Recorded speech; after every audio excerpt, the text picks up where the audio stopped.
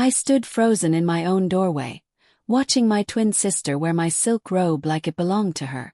Marcus had his hands on her waist, their bodies fitting together like puzzle pieces. They looked so comfortable, so natural, that for a second I wondered if I'd walked into the wrong house.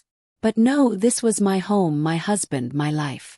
Marcus sighed when he saw me, the kind of sigh you make when someone interrupts a movie. "We're done pretending," he said flatly. His voice held no guilt, no shame, just exhaustion with keeping a secret. Elena smiled at me then, soft and sweet like she was comforting a child. "You always had the life I deserved," she whispered. Those words hit me harder than any slap could. Marcus gestured toward the dining table where a folder sat open, papers spread out, a pen placed carefully on top. "Sign your share over and we'll keep this civil," he said. My hands trembled as I gripped my tote bag tighter, because inside it, my phone was recording everything. My name is Sienna Price, and that was the moment my own family tried to erase me from existence.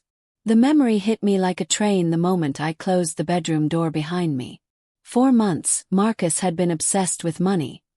Specifically my father's company.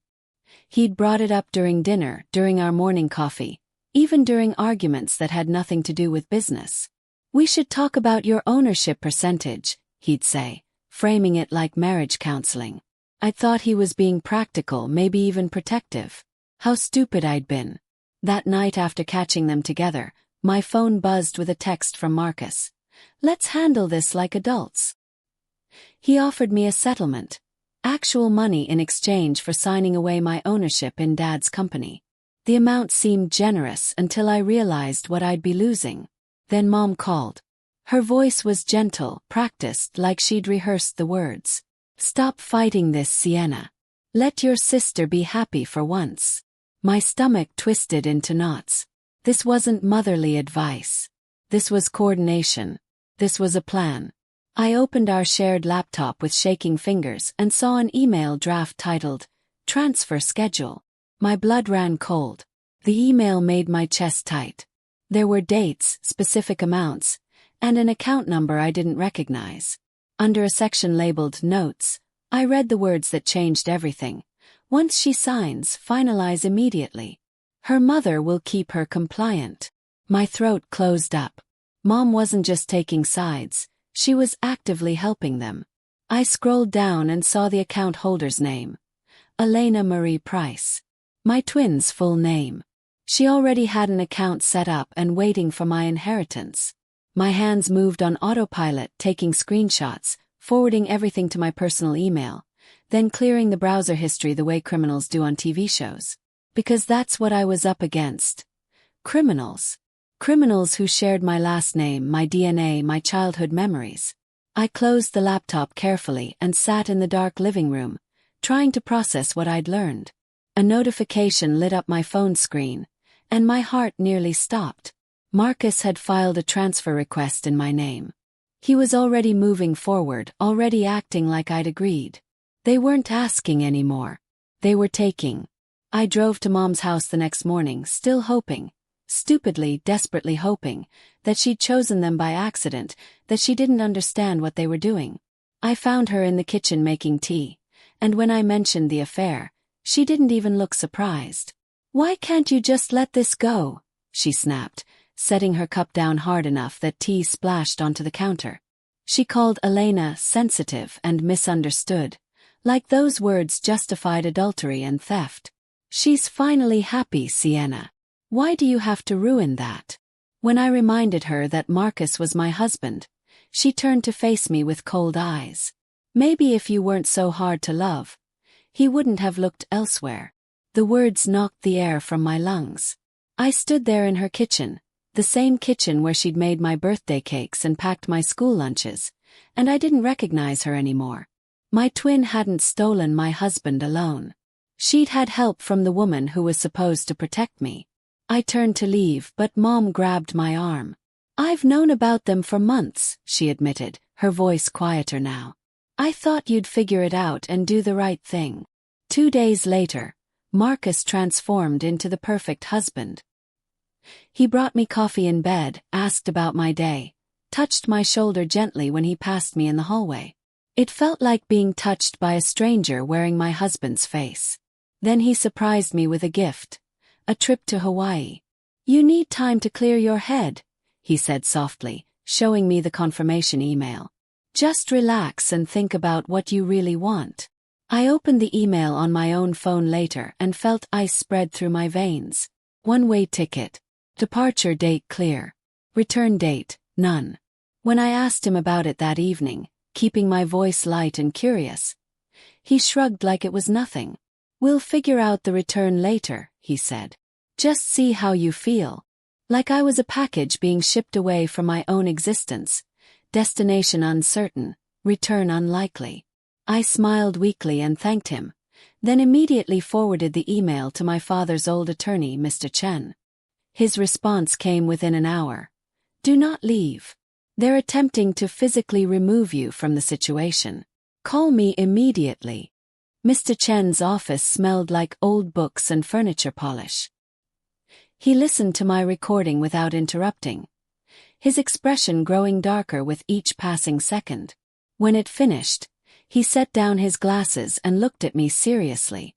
"This isn't infidelity," he said. "This is financial coercion with intent to defraud. They want your signature so they can legally access and drain your father's company assets."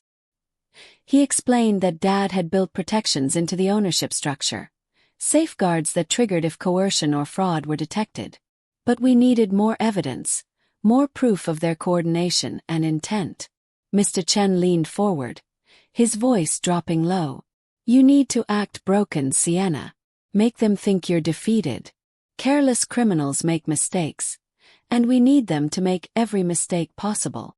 I nodded, understanding what he was asking. I had to become the victim they expected me to be. That night, my phone buzzed with a text from Elena. "Let's talk. Just us. Coffee tomorrow at noon." The message felt like a bear trap disguised as an olive branch. I replied, "Okay." Mr. Chan had said to act broken, so that's exactly what I'd do. Elena arrived at the cafe with tears already streaming down her face. Perfect practice tears that caught the light just right. She reached across the table and grabbed my hands like we were still the close sisters we'd pretended to be. "I never wanted to hurt you," she said, her voice breaking in all the right places. "But Sienna, he chose me. He loves me. We can't help how we feel." Then she slid papers across the wooden table, the sound harsh in the quiet cafe. "Sign this and we'll keep everything private. No drama, no lawyers, no public embarrassment." The phrasing matched Marcus's email exactly, word for word. Like they'd practiced together, rehearsed their lines, coordinated their approach. I picked up the papers with shaking hands and whispered, "I need time to think." For half a second, Elena's mask slipped. Her eyes flashed with anger, her jaw tightened, her grip on my hand turned painful. Then the sweet smile returned, smooth as silk. "Of course," she said softly. "Take all the time you need." As she stood to leave, she leaned down close to my ear and whispered, "Mom said you'll cooperate. Don't make this harder than it needs to be." The following week, something shifted in how people treated me. Friends started checking in with concern messages. My aunt sent a prayer chain email. Distant relatives called asking if I was okay. Someone had spread the word that I was struggling, that I wasn't well, that I needed help. Then I received an email from a psychiatric clinic downtown, an appointment confirmation for an evaluation I'd never scheduled. The appointment was in my name, marked as urgent and patient requested. My hands went numb as I understood their strategy. They were building a paper trail to prove I was mentally unstable, emotionally compromised, unable to make sound decisions. Once they established that narrative, Marcus could take control of my assets, for my own protection. I saved every email, every text, every voicemail. I stopped confronting anyone directly, stopped defending myself publicly. Let them think their plan was working. Let them think I was falling apart. The next day, Mom called with forced cheerfulness. "Family meeting tomorrow night at my house. Just come alone, sweetie. We need to talk about your future." The word alone echoed in my head like a warning bell. I walked into Mom's house and immediately knew I'd been set up. Marcus sat on the couch looking somber. Elena perched beside him with red eyes. And a stranger in an expensive suit stood by the window holding a briefcase. "This is Mr. Patterson," Mom announced, too bright, too eager. "He's a mediator. We thought having a neutral party would help everyone stay calm." Mr. Patterson spoke like I wasn't even in the room, addressing Marcus and Elena directly. Given Sienna's current emotional state and recent behavior, transferring financial authority could significantly reduce her stress levels. Marcus nodded slowly, playing the concerned husband perfectly. Elena dabbed at her eyes with a tissue, the grieving sister act in full effect. They pushed papers toward me across Mom's coffee table, the same papers from the cafe but with additional signatures already in place. I let my shoulders slump, let my voice crack. "I just want peace," I whispered, not touching the papers. "I just want this to end." Mom squeezed my shoulder, relief flooding her face. But Mr. Patterson mentioned something that made my blood freeze. Exact account balances, specific transaction amounts, internal company numbers that only someone with access could possibly know. I took the papers straight to Mr. Chen's office. He examined them under a bright lamp, comparing signatures with samples from my previous documents. His face went pale. "Sienna," he said slowly, "this is a forgery. A very good one, but definitely fake." He showed me a transfer request that had been filed the previous day, filed in my name with my signature authorizing the movement of assets. But I'd never signed anything. My heart plummeted into my stomach as the reality crashed over me. They weren't waiting for my consent anymore. They'd stopped asking. They were simply taking what they wanted and forging the paperwork to make it look legitimate. The transfer was scheduled to finalize in 72 hours. Once it processed, reversing it would be nearly impossible. Mr. Chen closed the folder and looked at me seriously. "We need them to confess on record again," he said. "We need them to explicitly state their intentions, preferably with all parties present. The recording you have is good, but we need something that proves ongoing conspiracy." I understood what he was asking. I had to go back into the trap one more time. I went home and put on sadness like a costume. I moved slowly, spoke quietly, let tears fall freely. When Marcus came home from work, I met him at the door. "I'll sign tomorrow," I said, my voice small and defeated. "I can't fight anymore." His whole body relaxed. He pulled me into a hug that felt like victory, patting my back like I was a child who'd finally learned her lesson. Later that night, I heard him in the hallway talking on speakerphone. I pressed myself against the bedroom wall, phone recording, barely breathing. "She's folding," Marcus said, triumph clear in his voice. "Once the money clears into the account, we can announce the pregnancy publicly." Elena's laugh came through the speaker, light and pleased. "Perfect. Everyone will think we waited out of respect for her feelings." My hands shook so badly I almost dropped the phone. There was no pregnancy, or if there was, it was just another tool they planned to use. Then Marcus added something that made my blood turn to ice. "And if she fights back after signing, we'll have her declared mentally unfit." We already started building that case. I contacted the company board members directly through my father's old email system, requesting an emergency meeting. They agreed within hours. Too quickly, too easily, which made me nervous. When I arrived at the downtown office, the conference room felt too warm, too small. I sat down, and one of the senior board members, Mrs. Harrison, immediately slid a file across the polished table. "We've noticed some irregularities in recent months," she said carefully. "Transaction requests, authorization forms, transfer paperwork. We assumed you'd approved all of it." My throat tightened. Marcus had been speaking for me, signing for me, acting as me for months. They thought I knew. They thought I'd agreed. I took a deep breath and said clearly, "I can prove coercion. I can prove this was planned." Then I placed my phone on the table and pressed play. My voice filled the room, shaking but clear. Marcus's voice followed, cold and calculating. Elena's voice came next, smug and certain. The room went completely silent except for the recording. Board members exchanged glances. Someone wrote notes frantically. When it finished, Mrs. Harrison looked at the others and said, "We need to vote."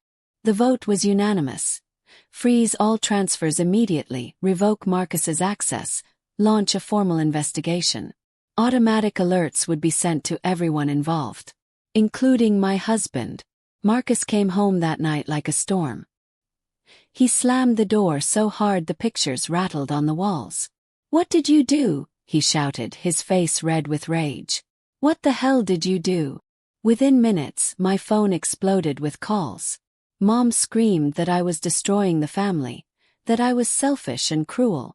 Elena sent text after text threatening to tell everyone I was lying, that I'd fabricated everything, that I was mentally unstable and dangerous. Then Marcus made the mistake I'd been waiting for. He grabbed for my tote bag, demanding my phone, trying to take the evidence physically. I stepped back smoothly and said calmly, "Try it. Please try it." Because my backups were already uploaded to 3 different cloud services. Because Mr. Chen had already filed a formal fraud report with the police. Because every threat they were making right now was being recorded by the device in my pocket. Marcus froze, understanding slowly dawning across his face.